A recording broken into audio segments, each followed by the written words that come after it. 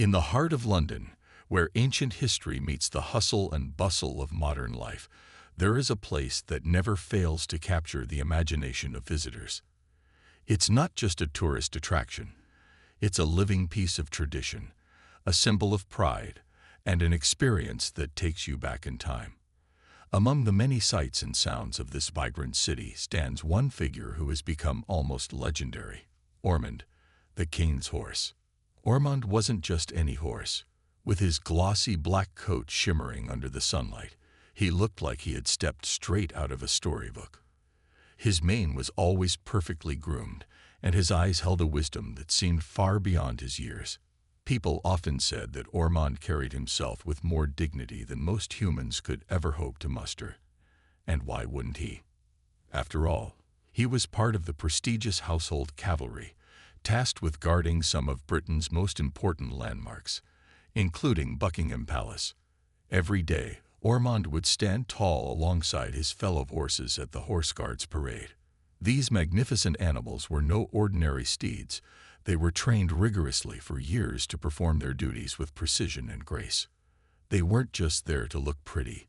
They played a vital role in ceremonies that dated back centuries. From the changing of the guard to royal processions, these horses were as much a part of British culture as tea and scones. Tourists from around the world flocked to see them. Families with wide-eyed children, couples holding hands, and solo travelers armed with cameras, all gathered to catch a glimpse of the iconic display. Some came for the soldiers in their striking red tunics and bearskin hats, while others were captivated by the sheer beauty of the horses themselves. But among all the horses, Ormonde stood out. He had a presence that commanded attention. Whether he was standing still or trotting gracefully down the mall, people couldn't help but point him out. There was something magical about watching Ormonde move. Every step he took was deliberate, every movement calculated yet effortless.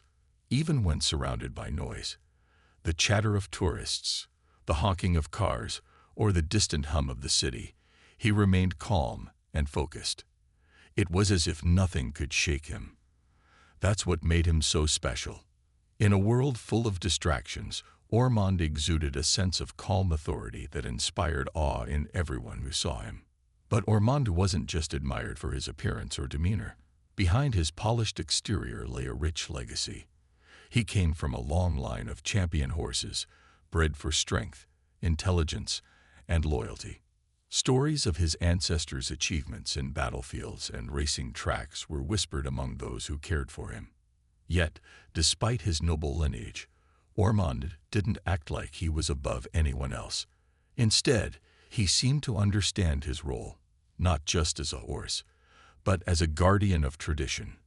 On this particular spring morning, everything appeared normal. The air was crisp, and the streets buzzed with excitement as usual. Tourists lined up behind barricades, eagerly waiting for the day's ceremony to begin. Little did anyone know, however, that today would be anything but ordinary. As Ormonde took his position alongside the other guardsmen, ready to fulfill his duty, fate had something unexpected in store. What happened next would go down in history, not because of grandeur or glory, but because of a single moment that brought together humor, chaos, and humanity in a way no one could have predicted. The morning sun stretched its golden fingers across the horizon, painting the streets of London in warm hues. The air was filled with the sounds of footsteps, laughter, and distant car horns as people from all corners of the globe gathered near Buckingham Palace. It was a scene that played out almost every day, a blend of excitement, curiosity, and reverence for tradition. Tourists clutched maps, cameras, and selfie sticks, their faces glowing with anticipation. Children tugged at their parents' sleeves, pointing toward the soldiers in red tunics and bearskin hats who stood like statues, exuding discipline and pride. Amidst this lively crowd, Ormonde stood tall and poised, his glossy black coat catching the light with every subtle shift of his powerful frame. His rider, dressed in immaculate ceremonial attire, sat confidently atop him, guiding him with gentle precision. The horse's ears twitched occasionally, picking up on the murmur of voices and the occasional burst of applause from the spectators.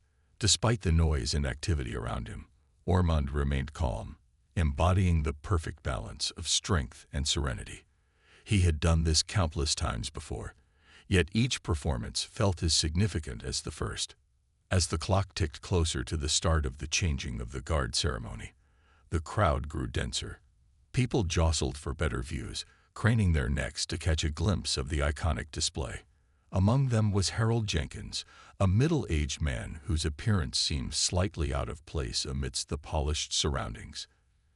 Dressed in mismatched clothing, a faded baseball cap tilted awkwardly on his head and sneakers that looked like they'd seen better days, Harold appeared more like someone who had wandered into the wrong event, rather than a deliberate participant. But it wasn't just his outfit that made him stand out. There was something about the way he moved, or rather, didn't move, that drew attention. While others eagerly snapped photos or chatted animatedly, Harold lingered at the edge of the crowd, gripping his camera tightly, but not raising it to take a picture. His eyes darted nervously between the mounted guards and the throng of people surrounding him. Occasionally, he would glance over his shoulder as if expecting someone, or something, to appear behind him. His discomfort was palpable, even to those standing several feet away. A young couple nearby noticed Harold's unease and exchanged amused glances. "Maybe he's never seen horses up close," the woman whispered to her partner, stifling a giggle. But there was more to Harold's behavior than simple nervousness. As the minutes passed, his agitation only seemed to grow. Beads of sweat formed on his forehead despite the cool morning air, and his breathing became shallow. It was clear that something deeper was troubling him. Unbeknownst to the crowd, Harold suffered from claustrophobia, an intense fear of enclosed spaces or large crowds. For weeks, he had dreamed of visiting London and witnessing its famous ceremonies firsthand. But now, surrounded by hundreds of strangers pressing in on all sides, his dream was quickly turning into a nightmare. Each shout, each shuffle of feet, felt amplified in his mind, making it harder for him to focus. He tried to remind himself why he was here, to experience history, to create memories, but the overwhelming sensation of being trapped drowned out any sense of purpose. As the ceremony began, the rhythmic clatter of hooves against cobblestones echoed through the square. Ormonde and his fellow horses moved with practiced elegance, their synchronized steps drawing gasps of admiration from the audience. Yet, instead of marveling at the spectacle, Harold found himself growing increasingly panicked. His heart pounded in his chest, and his vision blurred as adrenaline surged through his body. Without realizing it, he took a step back, then another, until he was teetering on the edge of the crowd. And then, as if pushed by some invisible force, he made a decision that would change everything. For himself, for the crowd, and most notably, for Ormonde. Without warning, Harold's instincts took over. His mind, clouded by panic and the suffocating weight of the crowd, screamed at him to escape. He didn't think, he just acted. With a sudden burst of energy, he pushed forward, shoving past the people in front of him. Backpacks swung, elbows flailed, and startled gasps rippled through the crowd as bodies stumbled to make way for the unexpected intruder. Cameras wobbled, and hats tipped askew as Harold barreled ahead, his focus entirely on getting away from the overwhelming mass of humanity pressing in around him. The mounted guards, including Ormonde, were now only a few feet away. Their horses stood tall and majestic, their riders maintaining perfect posture atop them. To most spectators, these animals seemed statuesque, calm, controlled, and unshakable. But horses, no matter how well trained, are still creatures of instinct. And when Harold broke free from the crowd and darted directly toward them, chaos erupted. Ormonde's ears flicked sharply, catching the sound of rapid footsteps and muffled shouts. His nostrils flared as he sensed movement approaching too quickly, too unpredictably. For a horse accustomed to order and precision, this sudden disruption was alarming. In an instant, his training kicked in, but so did his natural reflexes. With a powerful surge, Ormonde reared up, his front hooves slicing through the air like dark blades against the bright morning sky. The crowd let out a collective gasp, some screaming while others froze in shock. Harold, meanwhile, barely registered what was happening. His vision was tunnel-like, focused solely on escaping the claustrophobic grip of the crowd. As Ormonde rose above him, Harold stumbled backward, tripping over his own feet.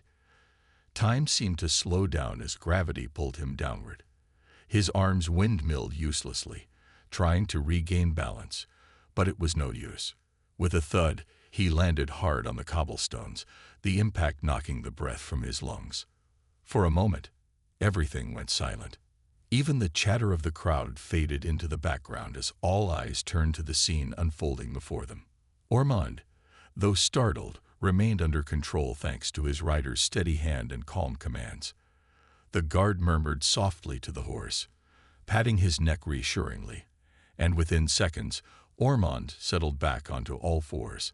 His chest heaved slightly, but otherwise, he appeared composed once more, a testament to years of rigorous training. Harold lay sprawled on the ground, his face flushed with embarrassment and fear. His camera had slipped from his grasp during the fall, skittering across the stones until it came to rest near the barricade. Slowly, painfully, he pushed himself upright, brushing dirt off his palms and knees. His heart raced not just from the physical exertion, but also from the realization of what he'd done. The entire crowd, and likely the world beyond, had just witnessed his chaotic sprint and humiliating tumble. Shouts rang out as officers rushed to the scene, their boots clicking sharply against the pavement. One of them knelt beside Harold, asking if he was hurt. Another moved to secure the area, ensuring that no one else tried to approach the horses. Meanwhile, the other mounted guards kept their steeds calm, preventing further incidents. Despite the commotion, there was an undeniable sense of professionalism in how everyone responded. These men and women were trained for situations exactly like this, where unpredictability threatened the sanctity of tradition. As Harold finally found his footing, he glanced up at Ormonde, who stood towering above him. For a fleeting second, their eyes met. Ormonde's gaze was neither angry nor judgmental. It simply was. There was a quiet intelligence in those deep brown eyes, a reminder that despite the chaos, life continued moving forward. Harold swallowed hard, feeling a mix of shame and awe wash over him. He hadn't meant to cause trouble. He had only wanted to escape. Yet here he was, lying at the feet of one of the most iconic symbols of British heritage, humbled by both circumstance and grace. The crowd, which had been frozen in stunned silence, began to murmur again. Some whispered sympathetically about Harold's plight, while others chuckled nervously at the absurdity of the situation. A few even pulled out their phones to capture the aftermath, eager to share the bizarre encounter with friends or post it online. What had started as a routine ceremony had suddenly become a story worth telling, a tale of human error colliding with equine elegance in the heart of London. As the initial shock of the incident began to settle, a wave of calm swept over the scene. Ormonde, though momentarily startled, had already regained his composure. His rider, a seasoned guardsman with years of experience, maintained a steady hand on the reins, speaking softly to reassure the majestic horse. The bond between man and animal was evident in their seamless communication, a quiet understanding that transcended words. Ormonde's ears twitched slightly as he listened to his rider's calming voice, and within moments, his breathing slowed, his muscles relaxed, and he stood once again as the picture of dignity and control. The other mounted guards followed suit, their horses mirroring Ormonde's calm demeanor. Years of training had prepared them for situations like this, moments when unpredictability threatened the order of their carefully choreographed routines. To an outsider, it might have seemed miraculous how quickly the chaos dissolved into harmony. But for the guardsmen, this was simply part of their duty. They were not just soldiers, they were caretakers of tradition, protectors of history, and masters of discipline. Their presence alone commanded respect, even in the most chaotic circumstances. Meanwhile, Harold sat awkwardly on the cobblestones, still trying to process what had just happened. His face burned with embarrassment, but beneath the surface, there was also a flicker of gratitude. He hadn't been trampled or seriously injured, which felt almost miraculous given how close he had come to disaster. As one of the officers helped him to his feet, Harold stammered an apology, his voice barely audible over the murmurs of the crowd. "I'm so sorry," he repeated, his words tumbling out in a jumble. "I didn't mean to. I just panicked." The officer nodded sympathetically, recognizing the signs of distress. "It's all right, sir," he said firmly but kindly. "Let's get you out of the way so we can continue safely." With that, two officers gently escorted Harold away from the ceremonial area, guiding him toward a quieter spot near the barricades. Though his legs wobbled slightly, Harold managed to walk without assistance, clutching his camera tightly as if it were a lifeline. Back at the parade ground, the ceremony resumed with remarkable efficiency. The guardsmen exchanged brief glances, silently acknowledging the unusual interruption before refocusing on their task. For them, maintaining the integrity of the event was paramount.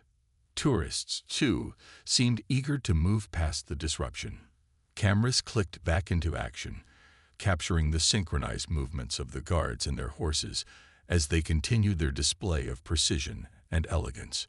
If anything, the earlier commotion had added a strange layer of intrigue to the spectacle, leaving spectators buzzing with whispered conversations about what they had just witnessed. Ormonde, now fully composed, carried himself with renewed purpose. His powerful strides were deliberate, each step echoing against the stones as if to remind everyone present of his resilience. The crowd couldn't help but admire him even more, not just for his beauty, but for his ability to remain steadfast in the face of unexpected challenges. Children pointed excitedly at him, while adults exchanged knowing smiles, marveling at the grace with which the situation had been handled. Behind the scenes, however, there was a flurry of activity. Officers debriefed briefly, ensuring that no further risks were posed to either the public or the horses. One of them retrieved Harold's fallen camera, handing it back to him with a polite nod. "You'll want to keep this safe," the officer remarked with a hint of humor, breaking the tension. Harold forced a weak smile, clutching the device as if it were both a trophy and a reminder of his folly. For Harold, the moment felt surreal. Just minutes ago, he had been consumed by panic, desperate to escape the suffocating crowd. Now, standing in relative safety, he found himself reflecting on the absurdity of it all. He had traveled thousands of miles to witness one of London's most iconic ceremonies, only to become an accidental participant in its drama. Yet, amidst the embarrassment, there was a strange sense of relief. The officers had treated him with kindness rather than judgment, and Ormonde, despite being startled, had shown remarkable restraint. As the ceremony concluded, and the mounted guards paraded gracefully down the mall, Harold watched from afar, his heart still racing, but his mind beginning to clear. He realized that this experience, though mortifying, was also unforgettable. It wasn't every day that someone came face to face with a living legend like Ormonde and lived to tell the tale.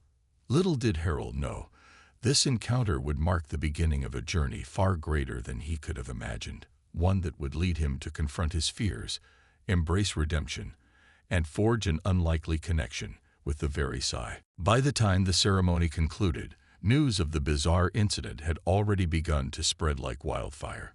Social media platforms buzzed with posts, videos, and memes capturing Harold's chaotic sprint and Ormonde's dramatic reaction. Within hours, hashtags like #HorseChaseLondon and #OrmondeTheLegend started trending worldwide. People couldn't get enough of the story. A clumsy tourist causing a stir at one of Britain's most iconic ceremonies. Some laughed at the absurdity of it all, while others marveled at how gracefully the situation had been handled. For better or worse, Harold Jenkins was now an internet sensation. Harold, however, wasn't scrolling through his phone or basking in his newfound fame. Instead, he retreated to his modest hotel room, feeling a mix of emotions, shame, frustration, and disbelief. He replayed the events over and over in his mind, cringing at every detail. The way he had bolted through the crowd, the startled look in Ormonde's eyes, the sound of hooves striking the air.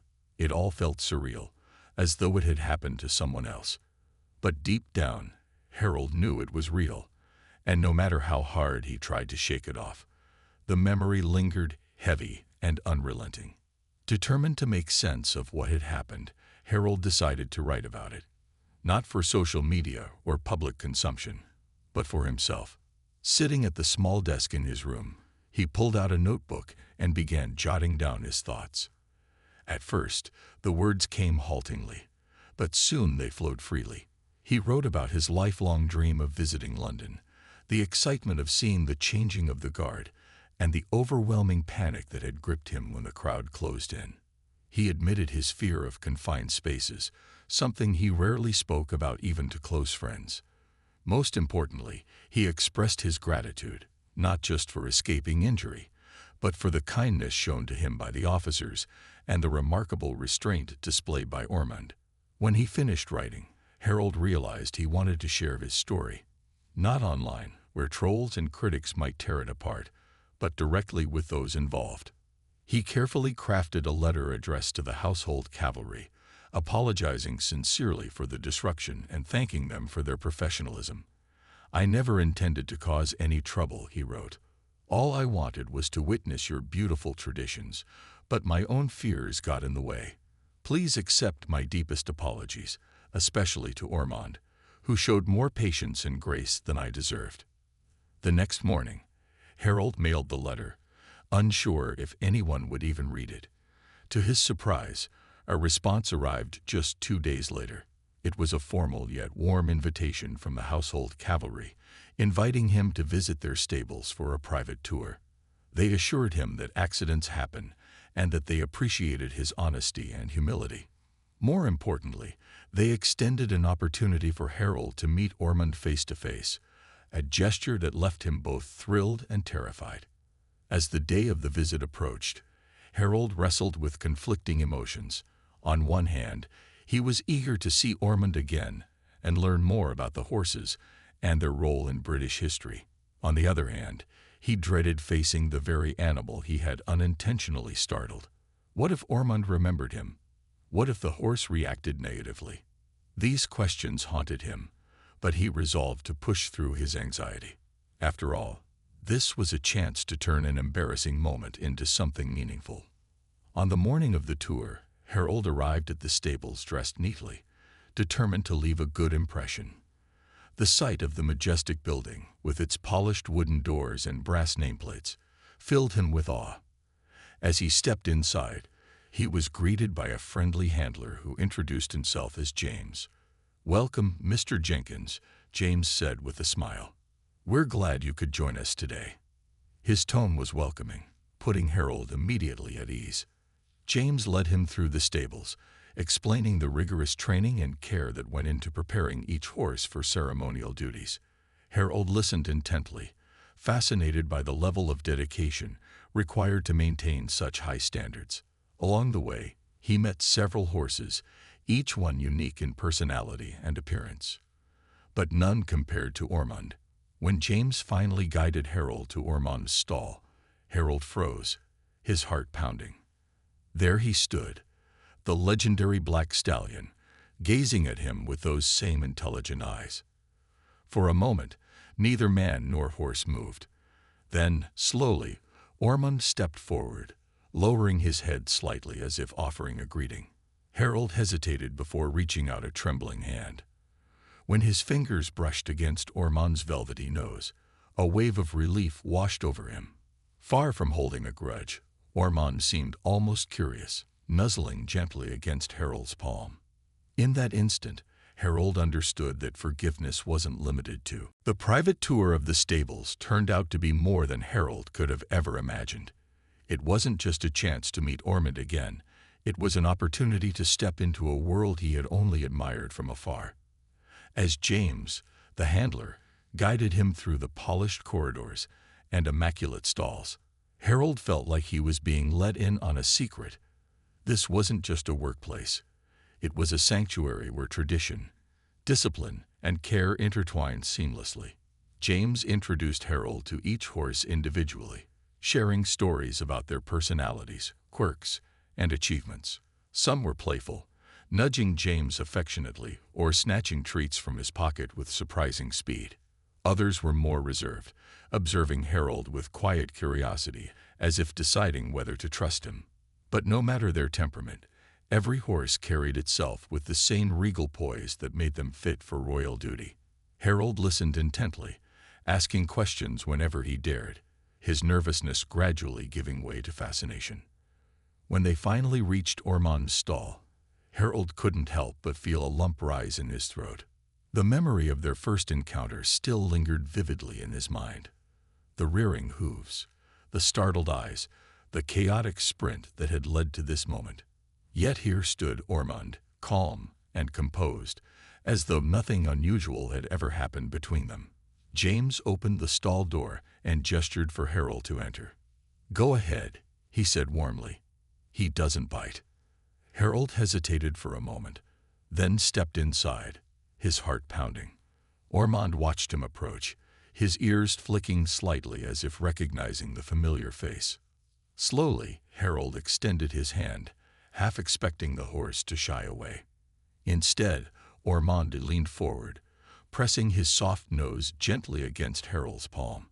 The touch sent a wave of emotion coursing through Harold, relief, gratitude, and something deeper he couldn't quite name.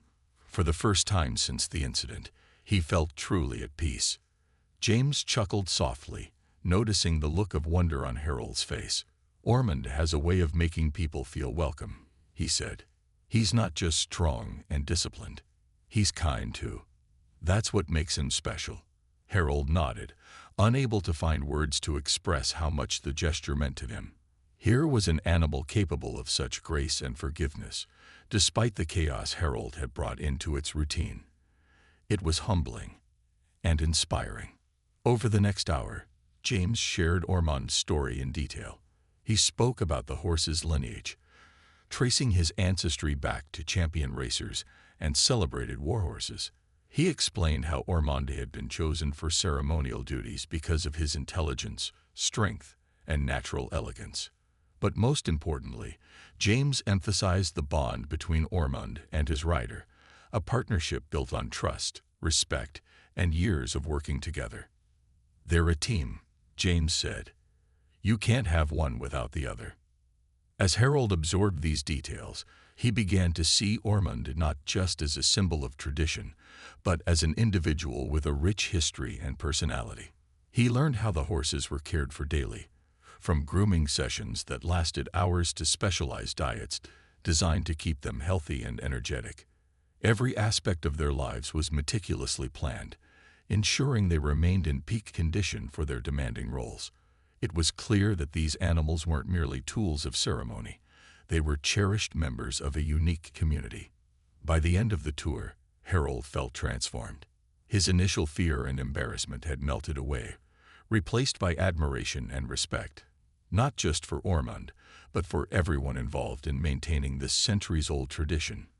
Before leaving, he thanked James profusely, promising to share his newfound appreciation with others. "I'll never forget this day," Harold said sincerely, "and I'll do everything I can to make sure people understand how incredible these horses are." Back at his hotel, Harold reflected on the experience, realizing it had changed him in ways he hadn't anticipated. Meeting Ormonde had given him closure, yes, but it had also reignited his passion for exploration and learning.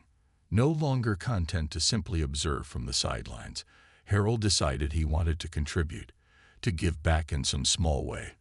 Little did he know, this decision would set him on a path toward becoming an advocate for the very traditions he had once disrupted. Harold's newfound appreciation for the household cavalry and its horses didn't fade with time. It only grew stronger. In the weeks following his visit to the stables, he found himself thinking about Ormonde constantly. The horse's calm demeanor, his grace under pressure, and the quiet wisdom in his eyes stayed with Harold, inspiring him to take action. He realized that his earlier panic and disruption had been a turning point, not just in how he viewed himself, but in how he wanted to engage with the world around him. This wasn't just about making amends, it was about finding purpose. Determined to contribute, Harold reached out to the household cavalry again, offering his time as a volunteer. At first, they were hesitant. After all, this was a man who had unintentionally caused chaos during one of their most prestigious ceremonies. But Harold's sincerity won them over. He explained that he wanted to help manage crowds, educate visitors about the traditions of the Horse Guards parade, and ensure that no one else felt as overwhelmed as he had that day. His unique perspective, combined with his genuine enthusiasm, made him an unexpected asset. Before long, Harold became a familiar face at ceremonial events. Dressed in a simple uniform provided by the household cavalry, he stood near the barricades, assisting officers and interacting with tourists. His role was modest. He handed out pamphlets, answered questions, and occasionally guided lost visitors to the best viewing spots. But it gave him immense satisfaction. For someone who had once dreaded large gatherings, standing in the middle of a bustling crowd now felt empowering. Each smile from a grateful tourist or nod of approval from an officer reinforced his sense of belonging. What surprised everyone, including Harold himself, was how naturally he connected with people. Visitors often approached him, curious about the horses and the history behind the ceremonies. Harold, armed with knowledge gained from his tour of the stables, enthusiastically shared stories about Ormonde and his fellow horses. He spoke passionately about their training, their lineage, and the dedication required to maintain such high standards. His enthusiasm was contagious, drawing in listeners of all ages. Children especially loved hearing about Ormonde's superhero-like qualities, while adults appreciated the depth of detail Harold provided. But perhaps the most rewarding part of Harold's new role was the opportunity to work alongside the very people he had once feared disappointing. The guardsmen and handlers welcomed him warmly, treating him not as an outsider, but as part of their team. They teased him good-naturedly about his infamous sprint, calling him the fastest tourist in London. But there was no malice in their jokes, only camaraderie. Over time, Harold formed close bonds with many of them, learning firsthand about the challenges and joys of their work. One particularly memorable moment came when Harold was invited to assist during a special event, a charity gala held in honor of the household cavalry's horses. The evening featured speeches, performances, and even a brief parade led by none other than Ormonde. As Harold watched the majestic horse trot gracefully past the cheering crowd, he felt a surge of pride, not just for Ormonde, but for himself. He had come full circle, transforming from a panicked intruder into someone who actively contributed to preserving the legacy these animals represented. By the end of the night, Harold found himself standing beside James, the handler who had guided him through the stables months earlier. Together, they watched as guests mingled and admired the horses, their laughter filling the air. "You've done well, Harold," James said with a grin. "I think you've earned your place here." Harold smiled, feeling the warmth spread through his chest. He hadn't set out to become part of this world, but now that he was, he couldn't imagine life without it. Through his journey, Harold discovered something profound. Redemption wasn't just about fixing mistakes. It was about building connections, fostering understanding, and finding ways to give back. And in doing so, he had forged an unlikely bond with Ormonde, a creature whose patience and dignity had taught him more than words ever could. Months turned into years, and Harold's life became deeply intertwined with the traditions he had once stumbled into, literally.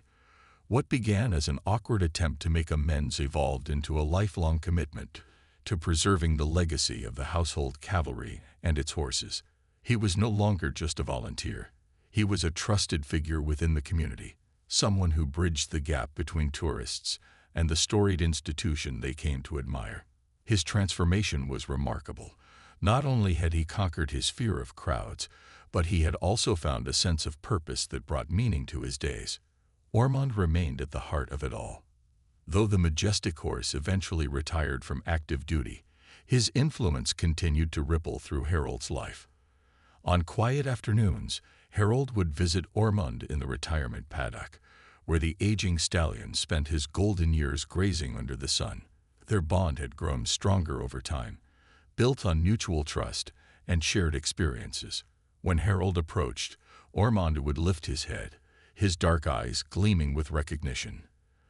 The two would stand together in silence, each content simply to be in the other's presence. For Harold, these moments were sacred, a reminder of how far he had come since that chaotic morning in London. As word of Harold's dedication spread, he became something of a local celebrity himself. Tourists often recognized him from social media posts or news articles about his journey, eager to hear his story firsthand. Instead of shying away from attention, Harold embraced it, using his platform to educate others about the importance of respecting tradition, while also acknowledging human imperfection. "We're all going to mess up sometimes," he'd say with a chuckle. "But what matters is how we choose to move forward." Harold's efforts extended beyond ceremonial events. He began organizing workshops for visitors, teaching them about the history of the household cavalry and the vital role horses like Ormonde played in shaping Britain's cultural identity. Children loved participating in mock parades led by Harold, waving miniature flags as they marched alongside stuffed animal horses. Adults, meanwhile, appreciated the deeper insights he provided into the training, care, and symbolism behind the ceremonies. Through these initiatives, Harold ensured that the spirit of the Horse Guards Parade reached audiences far beyond those who could attend in person. Even after Ormonde passed away, one peaceful evening surrounded by those who loved him, his legacy lived on through Harold. Inspired by the horse's resilience and grace, Harold founded a small charity aimed at supporting retired ceremonial horses. The organization provided funding for their care, raised awareness about their contributions, and even facilitated visits for people eager to meet these living legends. It was Harold's way of honoring Ormonde, ensuring that future generations would remember the noble creatures who had carried history on their backs. Looking back on his journey, Harold marveled at how much had changed, not just in his own life, but in the lives of those around him. He had started as a nervous tourist overwhelmed by claustrophobia, only to become a guardian of tradition and a voice for compassion. Along the way, he had forged friendships, inspired strangers, and redefined what redemption truly meant. Most importantly, he had learned that even in moments of chaos, there is always room for connection, for bridging gaps between humans, animals, and cultures. Today, when visitors gather near Buckingham Palace to witness the changing of the guard, they might catch sight of an older man standing near the barricades. With a warm smile and a wealth of stories, he greets them enthusiastically, pointing out the horses and sharing tidbits of history. That man is Harold Jenkins, a testament to the power of second chances and the enduring magic of tradition. And somewhere, watching over him, is Ormonde, the legendary king's horse, whose patience and dignity helped Harold find his place in the world. Together, they remind us that even in our most flawed moments, we can create something beautiful, a legacy worth remembering.